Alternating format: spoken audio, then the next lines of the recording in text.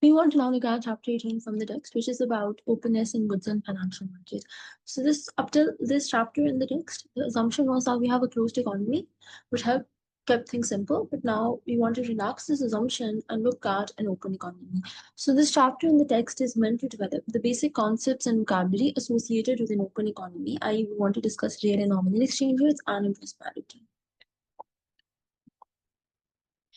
Right, so before we move on to discussing exchange rate terminology and interest rate parity, we'll just talk about how we will now consider two dimensions of openness.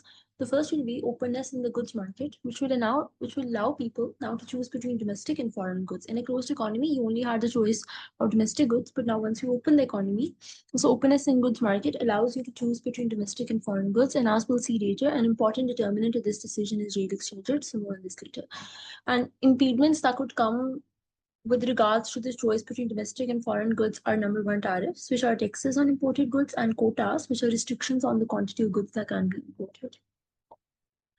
And like we said, you want to discuss openness in goods market and openness in financial market. Now, openness in financial market allows people to choose between domestic and foreign bonds. Initially in chapter 4, we assumed that there's just one interest rate. But now there are two interest rates. You have to decide between domestic and foreign interest rate, and there's an exchange rate in between. So now this choice between domestic and foreign bonds depends upon the relative rates of return, which for domestic bonds depends upon the domestic interest rate. But for foreign bonds, it doesn't just depend upon the foreign interest rate, but it also depends upon expected exchange rate movements over the investment period. Now, why is that? That is because when you decide to invest in a foreign bond, then you have to convert domestic currency to foreign currency in order to invest in that foreign bond.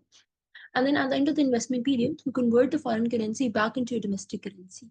So the expected return when you're investing in a foreign bond doesn't just depend upon the foreign interest rate, but also on expected exchange rate movements over the investment period. Again, more on this later, right?